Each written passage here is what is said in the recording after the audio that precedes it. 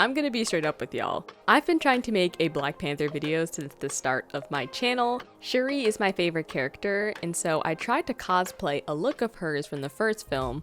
This journey began back in 2020, which then transpired into 2021. I couldn't get the costume right and didn't have any help, so I gave up on the cosplay and ended up throwing it away once me and my family moved. But when Black Panther Wakanda Forever came out, I figured I'd use this as an opportunity to talk about the film on the channel. Instead of doing a cosplay, however, I decided to do a movie commentary, get ready with me, as I put together a couple Afro-futuristic looks inspired by Shuri, but not quite an exact replica. I know hardly anybody is talking about this movie anymore, but this was as fast as I could get this video done, so I appreciate any of you who still decide to listen or watch. And with that being said, let's get into it. The look I'm going to be putting together today is inspired by Shuri in Wakanda Forever. Let me just say, the costume makeup team really popped off. Shuri's twist out, or what I assume is a twist out, was a little bit too fire in this movie. And so I wanted to go ahead and twist up my hair for the looks I'm going to be creating in this video. I actually washed and conditioned my hair yesterday, and then I've just been wearing it in a bun since, so there we go. That's flattering. I always like section my hair just in the left and the right, and then we'll go ahead and start on this side first. I always like to move from the back to the front. In case you're wondering, this is the cream I'm going to be using. So I want to preface this video by saying I am not a Marvel stan. I am not a huge action movie watcher.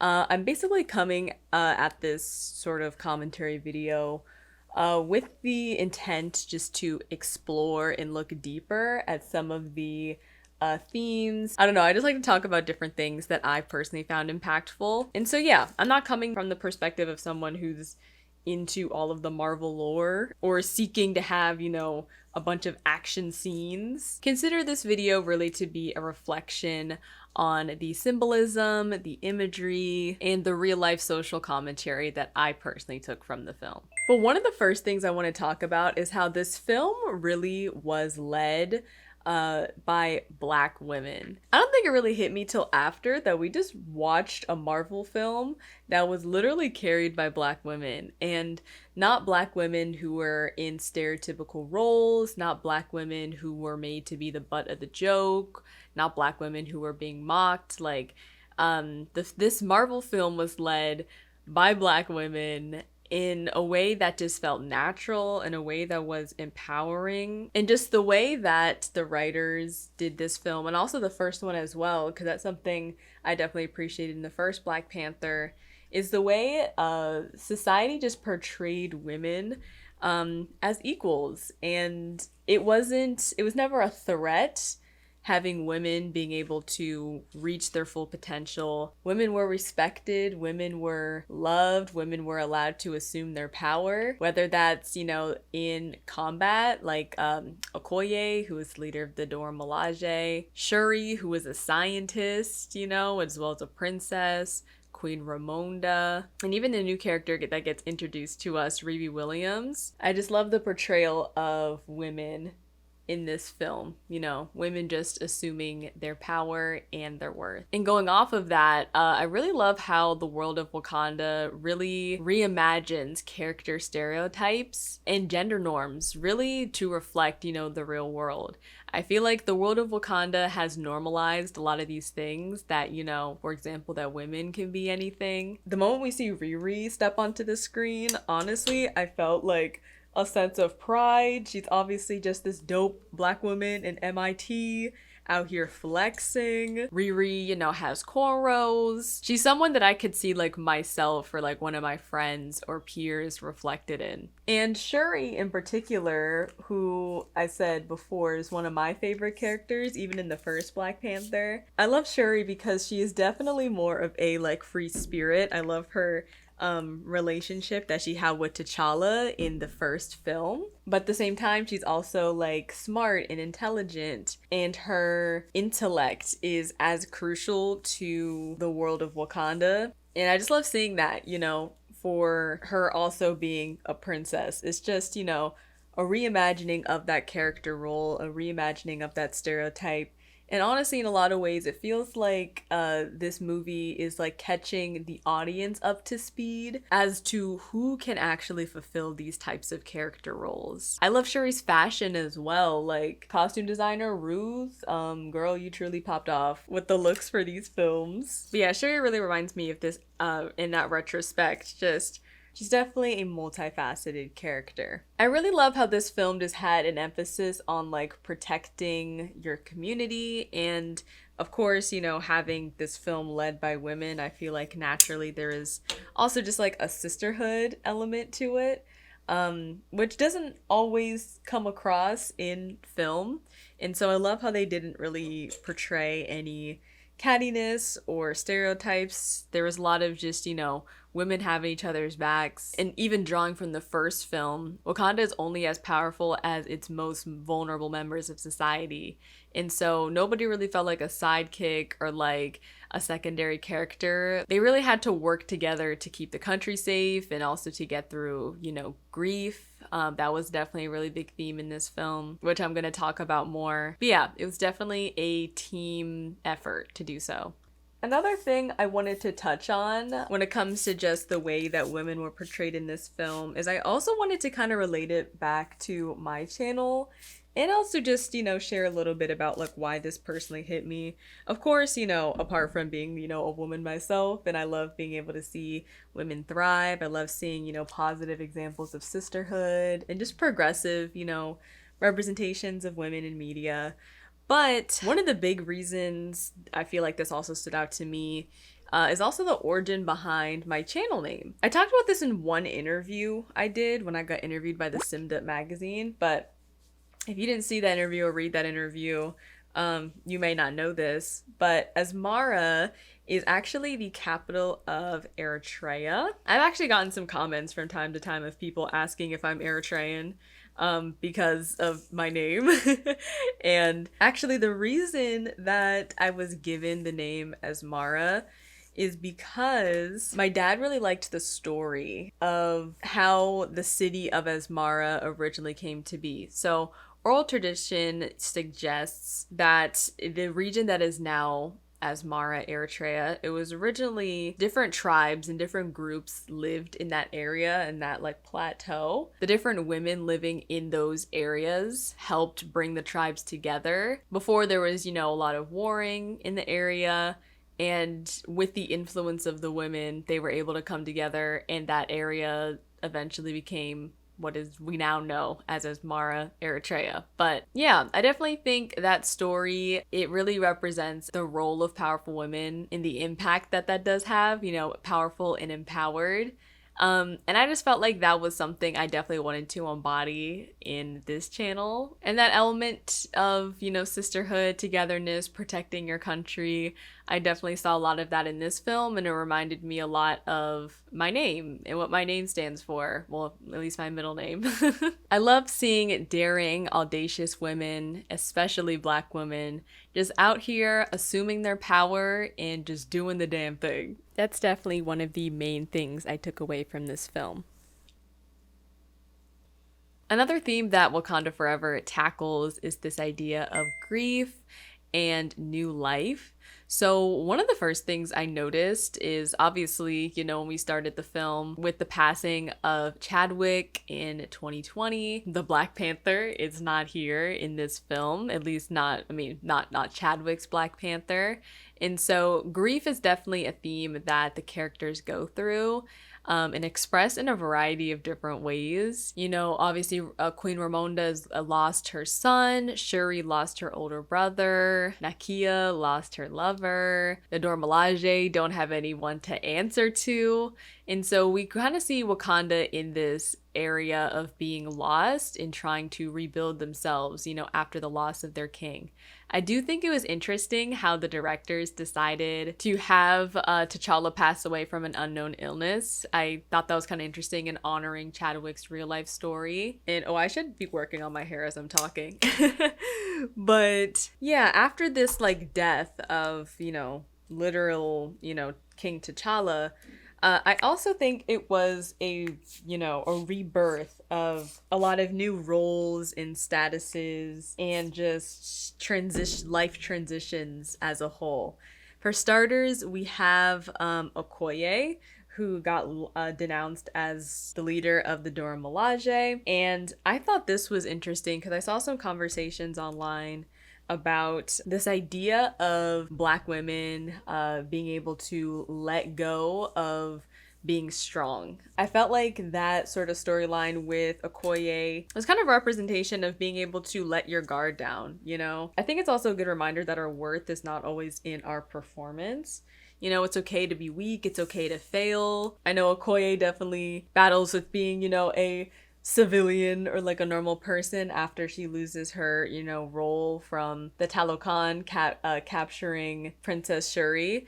But being stripped of your warrior status, doesn't make you any less of a fighter. And that's something I feel like I definitely learned with Okoye. She later got, a new suit, the Midnight Angel, which Shuri was working on, and apparently that's something else that's a reference to another Marvel comic. Yeah, I just thought that was powerful. Just being stripped of your title or being stripped of warrior status, being able to let go of being strong does not mean that you're not still powerful. It does not mean you still don't have influence or impact. Like being regular, you still have worth and you still have value. And that's something I think is important. Also in Shuri's case, I think something important to her character is that even though she wasn't able to save her brother from the unknown illness, that doesn't make her a bad scientist. And also grieving, the death of something, whether it's literal people like King T'Challa, or being, denounced from a position or a status in your life, doesn't mean that that's the end. It's usually the start of new life. Shuri went from being a little sister and a scientist to being able to aid other scientists. Of course, Shuri's other, transition after the death of her brother is, spoiler, when she becomes the new Black Panther. I really see death and grief in this film as a transition to new life, whether it's through Okoye, whether it's through Shuri. And although there's been a lot of dialogue about how the writers went about continuing the Black Panther's legacy, ultimately Queen Ramonda had to die to spark Shuri's passion to become Wakanda's new protector. She had to lose everything to gain the courage to fight again. Also, something else I did think was interesting is how at the funeral scene, one of the first scenes we see, is that Wakanda wears all white to their funerals. Whereas, of course, in the West, it's kind of typical that when you wear funerals, you wear all black. I think it's really cool that the directors and the costume designers decided to wear all white, almost as if death is like a rebirth. And that's what I really feel like this film embodied, a rebirth. After one thing is over, that does not mean that it's done or that we don't keep going, The death of one thing is really the transition into something else. And it's important to also celebrate new life. I'm almost done with this side of hair. And a reason this imagery was also very significant to me is because I feel like this season of my life has been a huge, transition period where a lot has changed. I think it was just really interesting in the framing of this movie, seeing grief, whether that's the loss of a person or the loss of, a role, a status, just a loss of what was. I think the reframing of showing that as new life and a rebirth is something I feel like I definitely need to hear and get more comfortable with. And of course, it's okay to be sad, when things are changing and it's not necessarily in a way that you expect or want. But there is an opportunity for death to come with new life. And that's kind of the whole idea behind transition, is that one door closes so that a new one can open. And that obviously doesn't make grief or loss any less painful. But again, I feel like that's a powerful way to reframe loss and to look at it with, new eyes, if you will. Okay, I can't really see my twists, and if any of them are overlapping, so I hope they look okay. Usually I do this in front of a mirror, but I'm doing it in front of my computer today, so.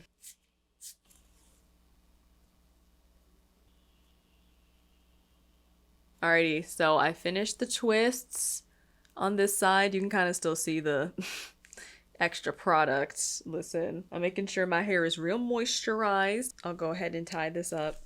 I didn't even check my hairline to make sure it was straight. We'll worry about that tomorrow. But alright, let's start the next side. So speaking of new life, something else I do want to talk about is the new civilization that this film introduces, the Talokan. For starters, if you don't know, the Talokan was meant to represent an indigenous Mayan civilization. Historically, Mayans lived in the lowlands of what is now present-day Guatemala, and actually, Guatemala still houses the largest population of present-day Mayans, as well as in some other parts of Mexico. This is a map of what Mesoamerica consists of, and so various indigenous populations inhabited these areas and still do. Indigenous people did not disappear. I definitely think it's super cool how this film decided to introduce like another sort of group of people that are, for starters, underrepresented in the media, but then also kind of just present their struggles in a very, I guess, forthcoming way on a big screen in a major, motion picture, which I can definitely see how affirming that could be if you are, an indigenous person of Latin American descent. I love that the Talokan, how they reestablished themselves and their community in this, vast underwater kingdom. History is often framed in the context of the conquerors and the conquered, which in turn is oftentimes synonymous with a Eurocentric point of view rooted in colonization. And so it's really cool to see, two powerful nations ruled by Black and brown people reclaiming our narrative and rising above what, people in power try to erase. I was also listening to a video or it's like a podcast with, the cast of Wakanda Forever. I've, listened to several interviews with them of them talking about the film, but one of the Latin American actors, I believe he is from Venezuela. Their name is Alex, but basically I remember them talking about in an interview that, the story of the Talokan kind of reminded him of his own family's sort of journey from, I believe it was Venezuela, coming to the United States, how they had to, reestablish their life in a place that they were unfamiliar, sort of building their life sort of from the ground up. So I definitely think people who also have that sort of similar background can relate to that.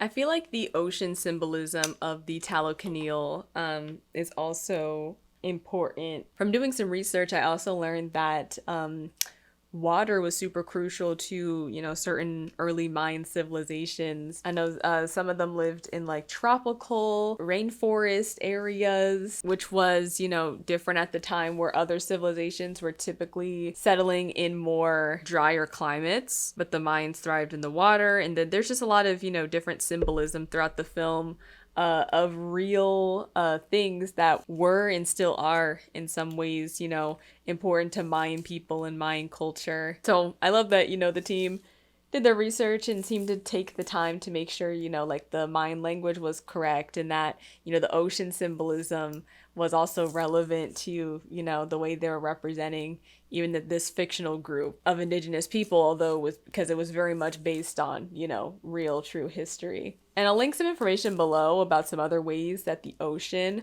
was relevant to Mayan people. I also wanted to take a moment to reflect on the ocean symbolism and how it's relevant to Latin communities. So the research and information I'm going to be pulling from is from this document by the Hispanic Access Foundation. Of course, it'll be linked below. This particular document is called Latino Connections to the Ocean and Coast. So for starters, for Latin people who grew up in a coastal area, whether that's in the United States, say in Florida or California, Texas even, if you're along the Gulf Coast, or even within Latin or Caribbean countries themselves, say Mexico, Puerto Rico, Cuba, no matter where you reside, there are a lot of high concentrations of Latino people in coastal areas. These people may have fond memories of, the beach and spending time with family, but something else that this document presents is that these Latin communities may also have trauma related to effects of climate change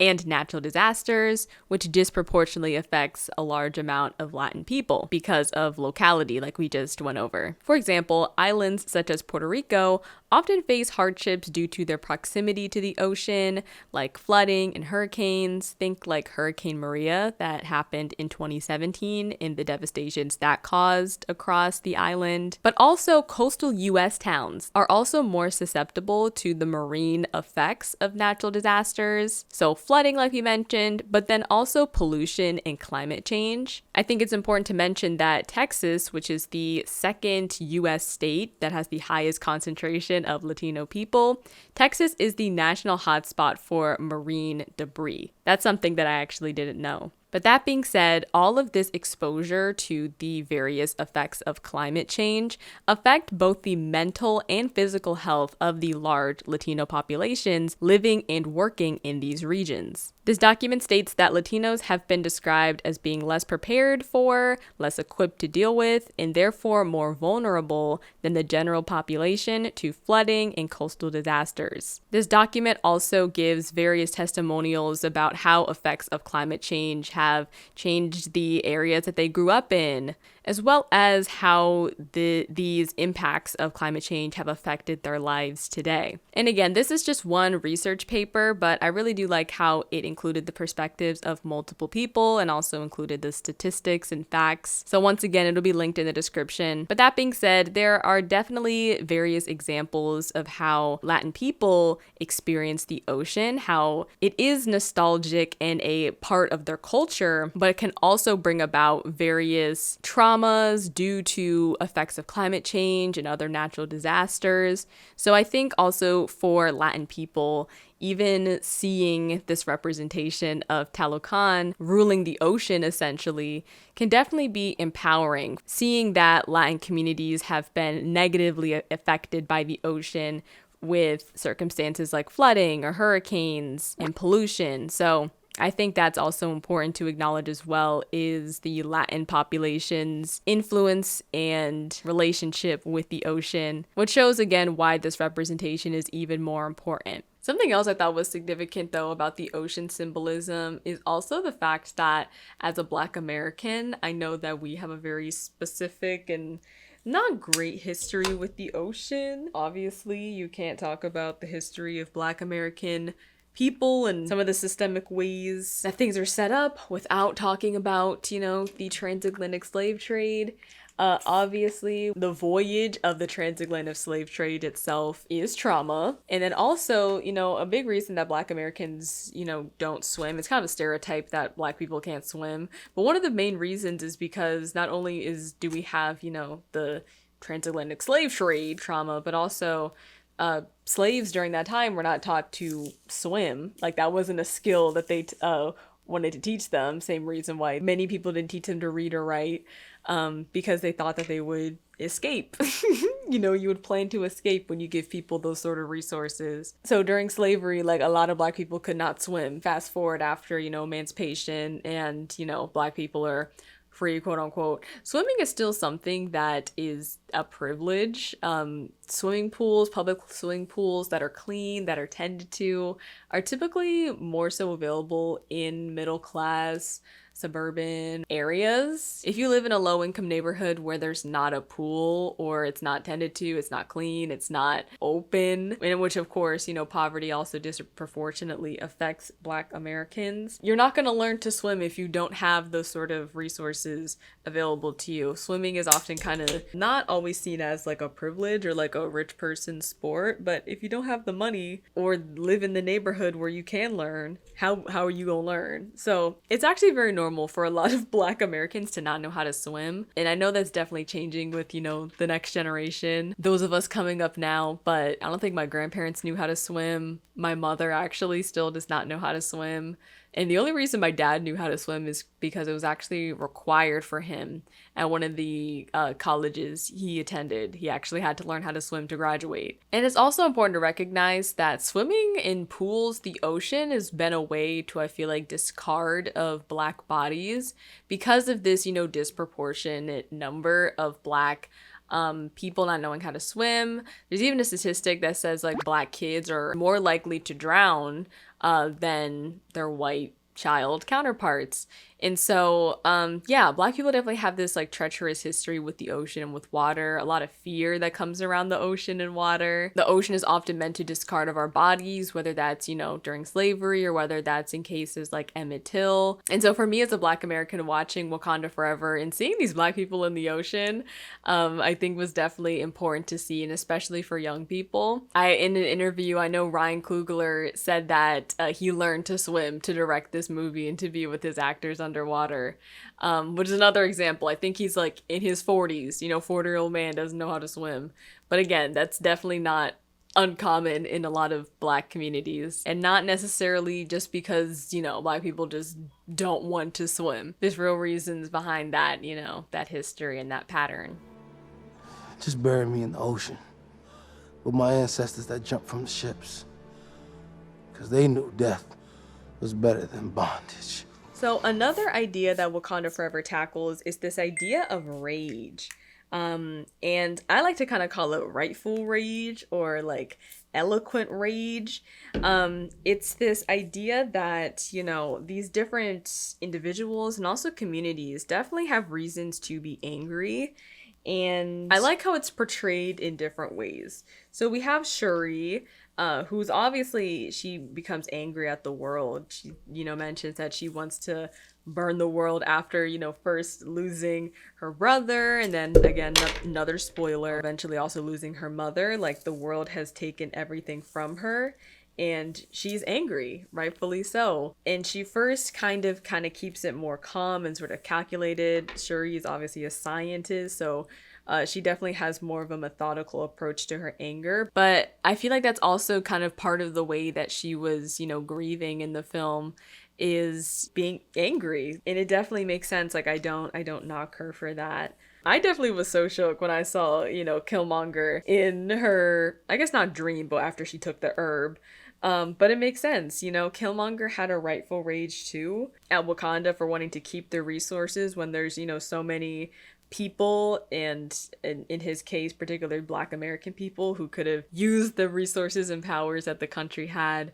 He had, a real cause that he was angry about, and so did Shuri. And it made sense for, certain choices that they made. Also, I was listening to a podcast, and somebody said that Killmonger's hair grew in the afterlife. Imagine going to heaven and still getting bundles. Listen, that's gonna be me, y'all. I'm gonna have bundles in the afterlife. But anyways, so yeah, Shuri has her rage moment. That's definitely a part of her grief, and that's actually part of like the cycle of grief. That's a very normal part. And also, we can't talk about rage without talking about Namor. Another example of Black Panther and an anti-hero. Just kind of like how Killmonger was an anti-hero, where it really was just like a different side to like the same story. I also wanted to add that at the time of recording this, I didn't fully understand what an anti-hero was, but I guess to give more perspective into my idea of Namor as an anti-hero. So obviously he is one of the main characters, and he possesses what,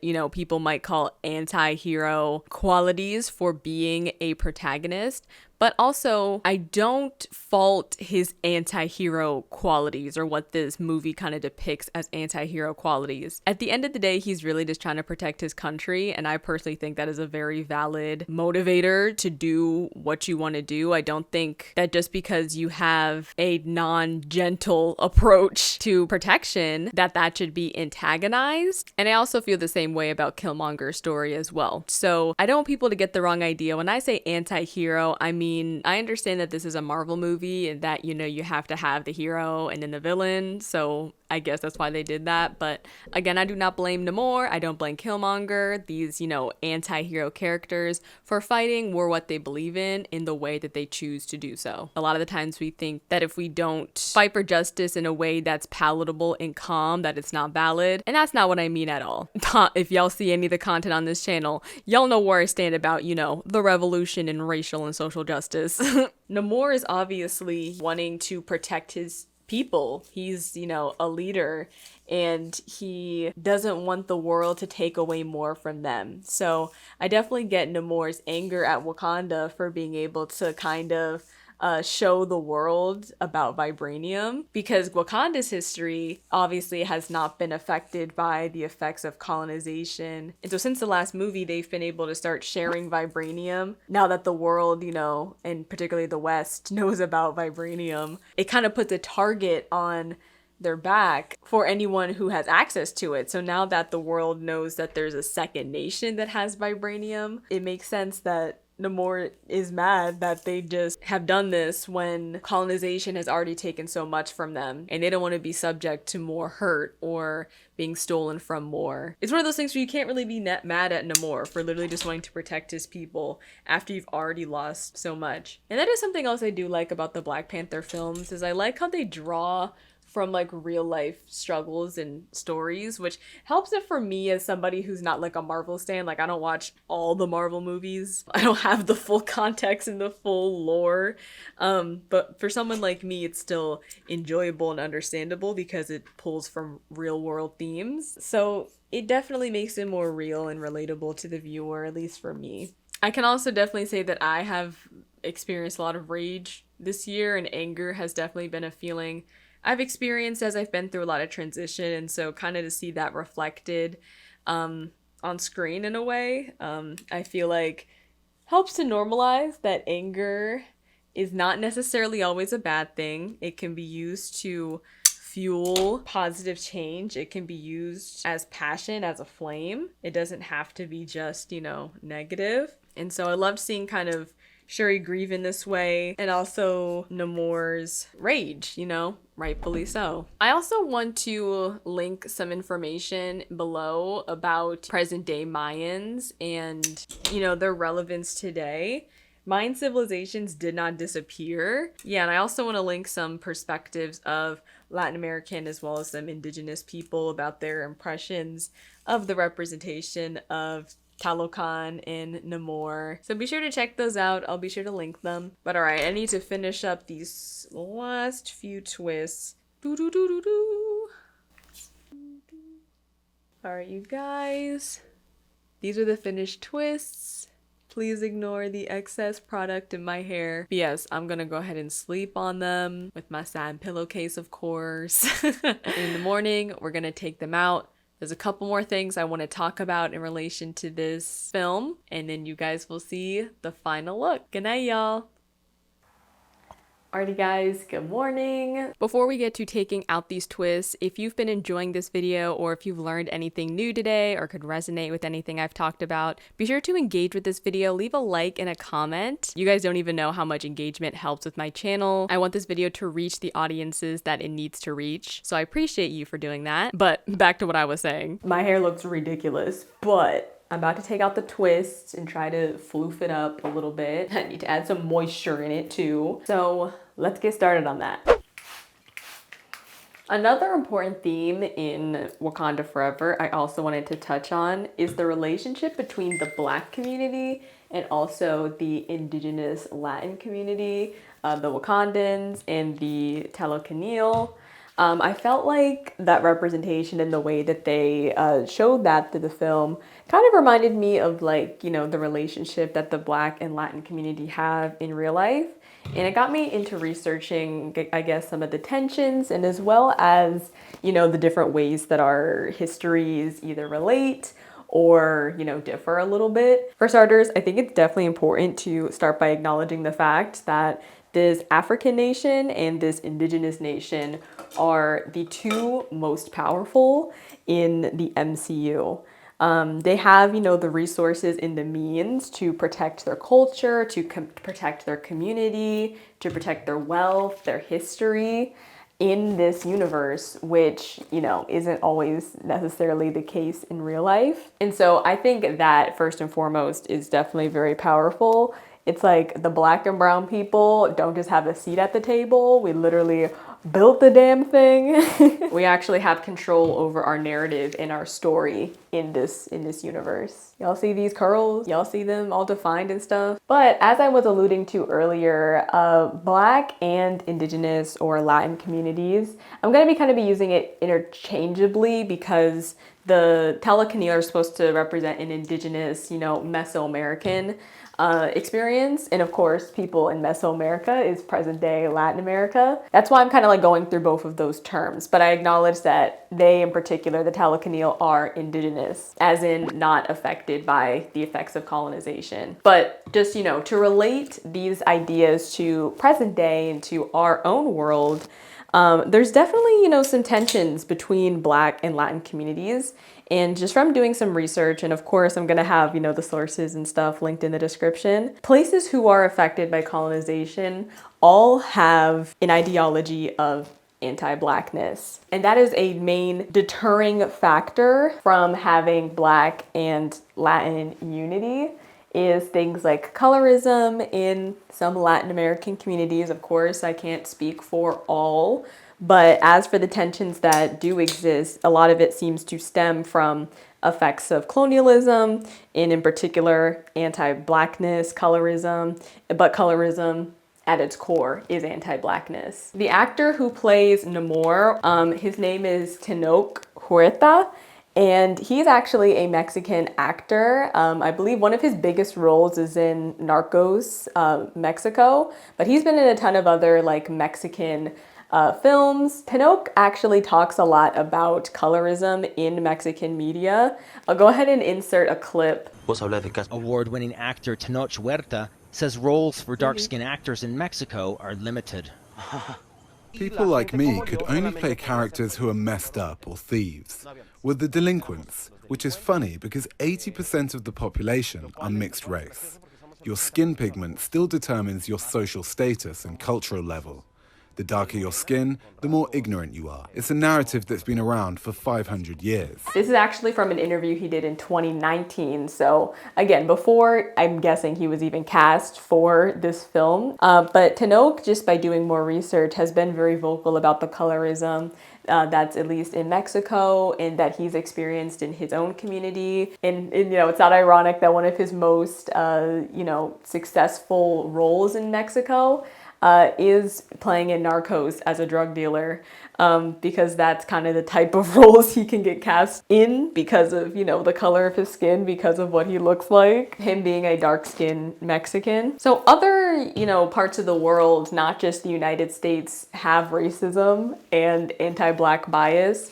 You can possess anti-Black bias as a person of color. And that's just something I wanted to bring up on the channel because a lot of times we think that racism is just like the person of color and then the white people, but racism can exist in every community and it does exist on every part of the globe. Anti-Blackness is permeant all over the world, which is why it's also important to distinguish you know, POC, you're saying people of color, and BIPOC, Black Indigenous people of color. I wanted to talk a little bit about the rise of that term and why it's important to make the distinction.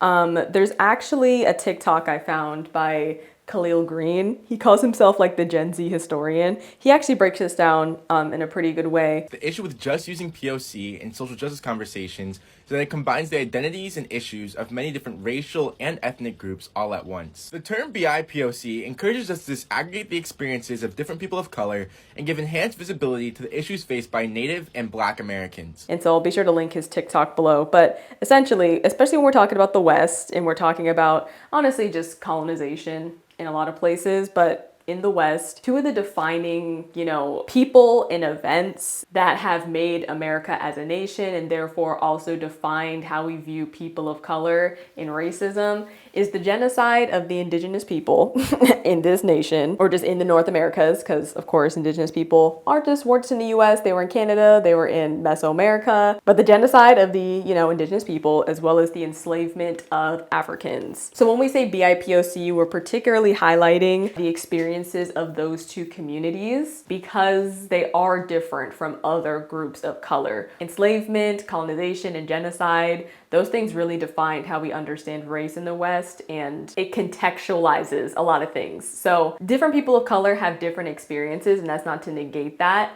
But BIPOC is a term that particularly emphasizes Black and Indigenous experiences. So I try to be better about, like, when I'm talking about a specific group of people, actually, naming their race or ethnicity when it's relevant. So when something is not just a person of color issue, when something is a Black issue, making sure that you're specifying Black people, not just people of color. If something is an issue in the Latino community, that we're specifying Latin people and not just broadly saying people of color. Same thing for Asian Americans, Southeast Asian Americans, like all of our experiences are going to be different. But then again, a lot of the times in the United States when we're talking about racism, the genocide and slavery are two big contextual things that racism often stems from. So with that being said, I did watch, a different videos about just sort of tensions between Black and Indigenous Latin communities.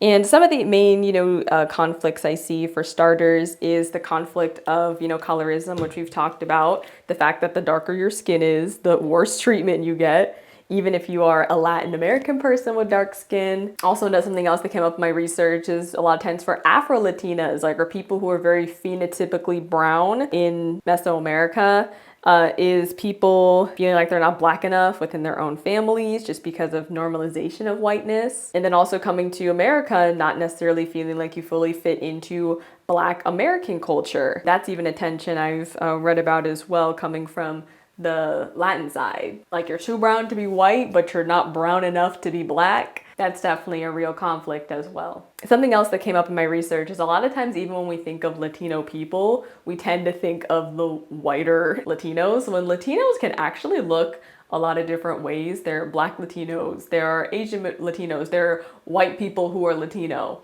like actual European descendant, unmixed people who speak Spanish and are living in Latin America. But oftentimes our envision of Latino people, even just, saying that word, we think of one specific look of Latino, when really there are so many different cultures and ways that Latinos can look. For example, people like Amara La Negra, Sierra La Cruz, those people are oftentimes left out of the conversation when we think of Latino people. So colorism exists in that way, even just the way that we kind of just assume Latino to look a certain way. In my research, I was also, reading about a lot of like Spanish soap operas or novelas. A lot of times if you see a dark-skinned person, they're usually cleaning, or the maid. I've learned about an idea of like some people feeling like you need to lighten the race. And so if you marry somebody of lighter complexion, your kids will be treated better in the world because of being a lighter skin Latino. I was also, reading about, if you guys remember that film, I forget what year it was, 2017, 2018, Roma. It won an Oscar, but apparently there were some Latin American people who didn't like the fact that this, indigenous woman had won this award, or that she wasn't really talented. There was in some parts of Latin America, some backlash about that. So, you know, colorism can exist in all parts of the world. And once again, it stems from anti-Blackness. A lot of the times there's, you know, denial of anti-Blackness within some Latin people. Again, I'm not trying to make a blanket statement that Latin America is racist. I'm just trying to present the information or the arguments about some ways that Black and Latin communities have clashed. So denying that there is anti-Blackness because a lot of people who reside in Latin America are mixed, and because Latin America established a pigmentocracy, which basically is just a fancy way for colorism. Like the light, even in the mixture, the lighter skin you are, the better opportunities and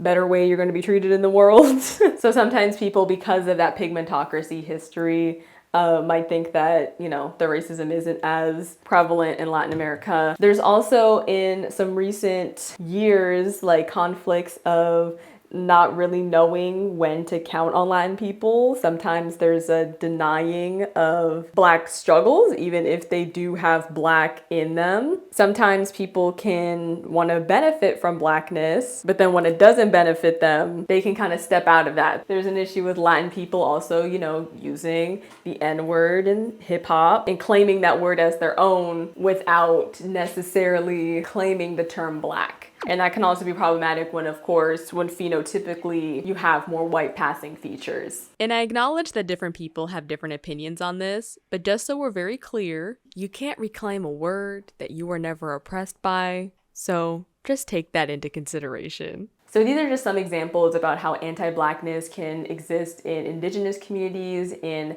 Latin American communities, and some of the tensions I see between Black and Latin communities. And so one of the themes of Wakanda Forever is really exploring, are we enemies or allies? And we kind of see that tension within these two fictional worlds. And just going off of the examples that I gave earlier, you know, this is a very real tension, and a lot of times we kind of blanket Black and brown together. And so it's important to sort of recognize the certain stripes that can also come with that sort of blanket term, and also it's important that we acknowledge that anti-Blackness can also exist in other communities of color. But also with that said, I think it's also important to acknowledge how we relate as a people. Let me go ahead and make a hairline. Why my hairline looking like a lightning bolt? This is why I need to do my twist in front of a mirror. But yeah, for starters, you know, we both share a history of colonization.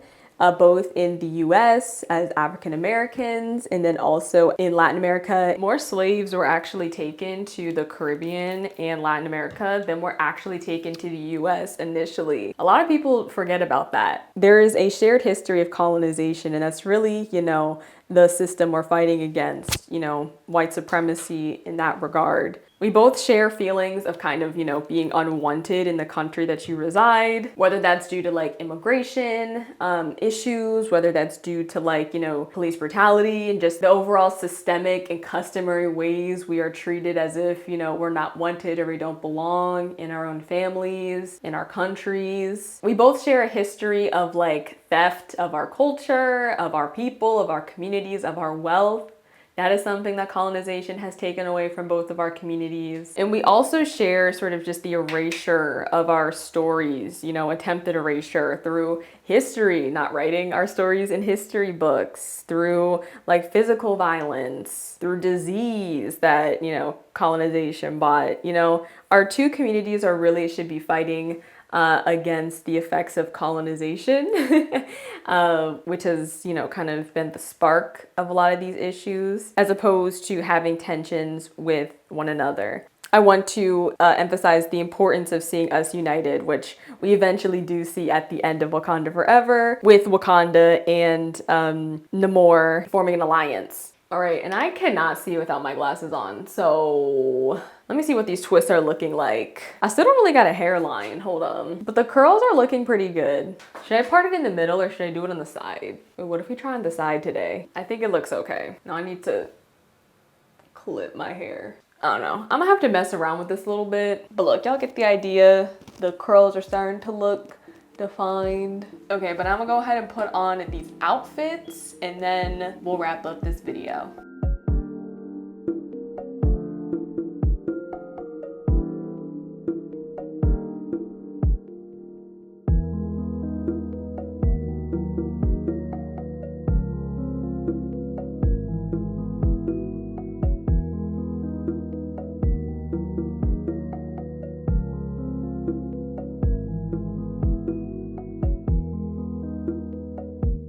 I want to end off on some final thoughts I had about this film and the various things I took away from it. For starters, as a message to Black women, I just want you to know that you are the main character. I think this film is a beautiful illustration of women empowerment, of sisterhood, and the possibilities that you possess when you're able to tap into the strength and the courage that you've always had inside of you. You shouldn't always have to play a supporting role, and especially not in the movie of your own life. So Black woman, I want you to know that you are the main character, and I know that I definitely need that reminder daily. I want to again emphasize the importance of Black and brown solidarity. We are both fighting against systems of colonialization and oppression in various different ways.